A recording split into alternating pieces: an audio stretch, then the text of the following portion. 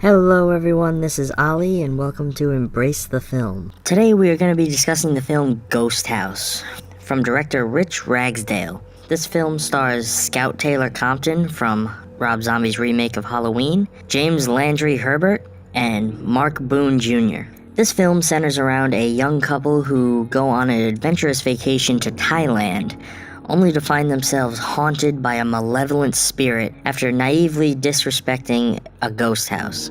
Now this film went downhill right off the bat for me. It thrusts you right into an opening scene that steals heavily from The Grudge, with hands appearing from seemingly nowhere behind the actor and slowly enveloping her while she's forced to watch this ghostly creature move toward her, in a shot that uses the very poorly sped up contortion trick that we've seen 1,000 times in other films. This effect honestly just looks extremely cheesy and instantly took me right out of the experience. And I'm sad to say that the film gets no better from there. Scout Taylor Compton's performance in this film is horrendous. Her acting is just bland and extremely unconvincing, and her boyfriend in the film is just as bad. There are literally no characters in this film that I care about. They're all very poorly executed, and their performances drag the film down in every possible way. Both our lead characters honestly feel like they're overacting to the extreme in nearly every scene that we see them in. This film was just extremely hard to sit through. I honestly went into this film hoping for the best. I love supernatural horror films, and I thought Scout Taylor Compton did a pretty great job in Rob Zombie's Halloween, at least the first one. So I hoped for a pretty decent performance from her in this, even though the film was a bit under the radar and didn't gain much hype. I can now see why, but I found myself extremely disappointed. Now, because I don't care about this film in any way, I'm gonna get into some heavy spoiler territory here, so if you have any ambitions to see this film, I would stop watching now. This film had some of the worst scenes I have witnessed on film in quite a long time. Most of it just didn't make any logical sense.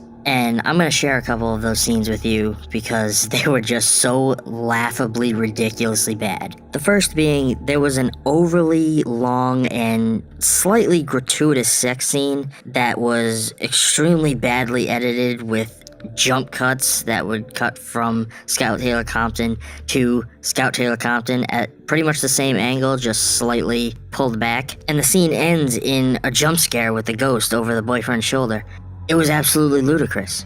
I always have my issues with movies using sex scenes for no other reason than to have a sex scene, which this film did twice, and it was absolutely unnecessary. If you're going to use sex or nudity in a film of any kind, I feel that it should be either extremely important to the story or done in an artistic and tasteful way. The second scene comes after the girlfriend has been committed into a psych ward at the local hospital, and the boyfriend has gone to this weirdly lit Taiwanese opium den, at least that's the vibe I got from it, to meet with some crazy American that conveniently has all the answers that he needs, and the character's played by Mark Boone Jr., who came out of nowhere in this film. He doesn't belong in this picture. I honestly feel like it would have been more suitable if they had found an older actor from Thailand. I feel like it would have made much more sense. This scene was honestly just bad storytelling. It felt like the writer or maybe the director had shoehorned this scene in to make it a bit more visually interesting, and it was just unnecessary. Granted, Mark Boone's character does play a more significant role later in the film, but he doesn't get any better either. Anyway, while the boyfriend is off in this hallucinogenic opium den, meanwhile, the fucking girlfriend is waking up in the hospital and sees a clawed hand at her hospital window and just says, "Hello?" As if that's fucking normal. As if just some random person is outside of her room. This is followed by the ghost's hair slipping beneath the door, which then cuts to the spirit slowly lifting up into frame inside the room. So you're telling me that this thing just slithered beneath the door hair first? Come on! It was at this moment that I pretty much just checked out of this movie and only sat through the rest to finish this review. The last moment that absolutely did me in was during the final climax. There's a moment where the boyfriend is asked to give up his finger to save his girlfriend's soul. And he's just like, nah, fuck that. What a douche! And yet somehow in the end he does it anyway and it banishes the spirit away. Not really an explanation there, it just happens. Da fuck?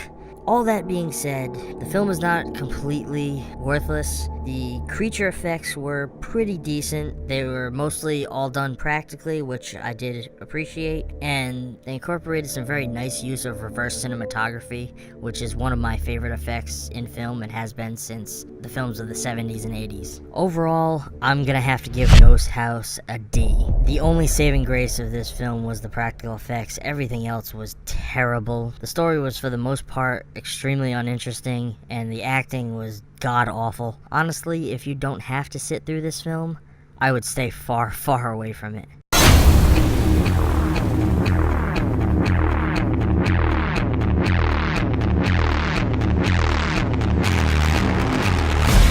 I hope you guys enjoyed today's segment. Make sure you hit the sub button to stay up to date on all my latest reviews.